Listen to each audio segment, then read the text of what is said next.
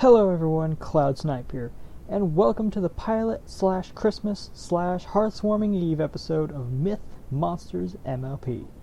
Today's episode is about those monsters that appeared in the episode Hearthwarming Eve. That's right, we're talking about the Windigo, and how it's related to the human world comparison. Now before I start, I would like to say the context the Windigo covers is much darker than the show depicts. So if you don't want to hear about things like cannibalism, murder, and other dark acts, I'm sorry, and you might want to leave now. But if you're sure you can stay, please do. Now that that's out of the way, the creatures in the show are based off of a real-life cryptid of the Windigo. It dates back to the 1661. But my research in the Great Lakes of the United States and Canada originally describes by the Algonquin. The creature is highly related to cannibalism and the ice, mainly by living in extremely frozen areas, and the Windigo is created when a human resorts to cannibalism, be it by choice or survival. The Algonquin tribe called it the unbalance of nature. In fact, there is actually a medical term called Windigo psychosis, where the inflicted has an intense craving for human flesh and the fear the sufferer is a cannibal. This condition is alleged to have occurred among the Algonquin tribes, but remains to be disputed. One of the major differences between the show's version and the human world version spans much greater than what they do. I would like to pull an excerpt from the Wikipedia page describing these beasts. The Windigo is a gaunt to the point of emaciation. Its dissected skin pulls tautly over its bones, with its bones pushing out against its skin. Its complexion is the ash gray of death, and its eyes pushed back deep into their sockets. The Windigo looked like a gaunt skeleton recently disinterred from its grave. What lips it had were tattered and bloody, unclean and suffering from separations of the flesh. The Windigo gave off a strange and eerie odor of decay and decomposition, of death and corruption. That was a description given by Basil Johnston, an Ojibwe, I don't know how to say that word, I'm sorry, from Ontario. The creatures don't have much in common with the MLP counterparts, but it does kind of open up a dark afterthought. What if Windigos didn't try to turn Private Pansy, Clover the Clever, and Smart Cookie to messed up ice sculptures? What if they froze them and they were forced to, well, look for food?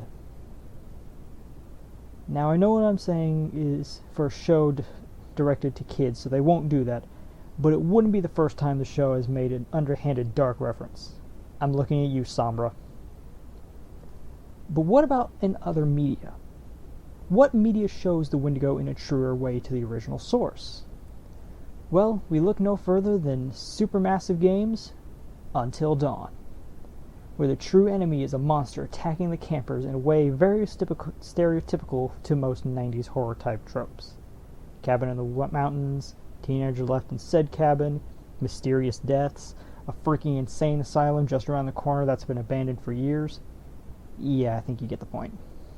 But the monster gets called a Windigo by an NPC who's been hunting them and studying them.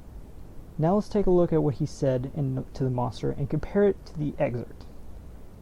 Emaciation, meaning abnormally thin or looking weak. Check. Dissected skin pulled tautly over its bones. Check. Bones pushing out against its skin. Check. Eyes pushed back deep into their sockets. Check. Gaunt skeleton recently disinterred from its grave. Check. What lips it had were tattered and bloody. Check. Now I don't know what this thing smells like, but I think it might stink worse than what they laid on in the game. Oh, I think this ugly thing might be the best description of said monster in the stories. But what you might be asking, how does this relate to the MLP version? To the original example? Well, the show explains that they're unbalanced in the harmony between Pegasus, unicorns, and earthponies, and they vanish when harmony is restored between them via the fire of friendship. But what about you, dear viewers? How do you think the Windigos relate to the original source? Did I miss any major comparisons not mentioned in the show?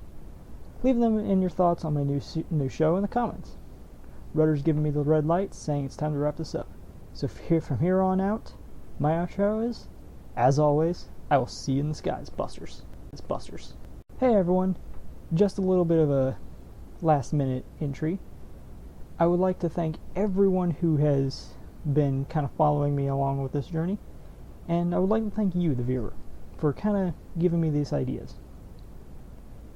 Now, this is like the third time I've tried recording a species for this, but I figured with Christmas rolling around, literally tomorrow, I would like to say Merry Christmas, Happy Hanukkah, whatever religion that you follow and whatever celebration you understand. Have a happy one, my friends. I will see you guys in the next year with a new episode. See ya.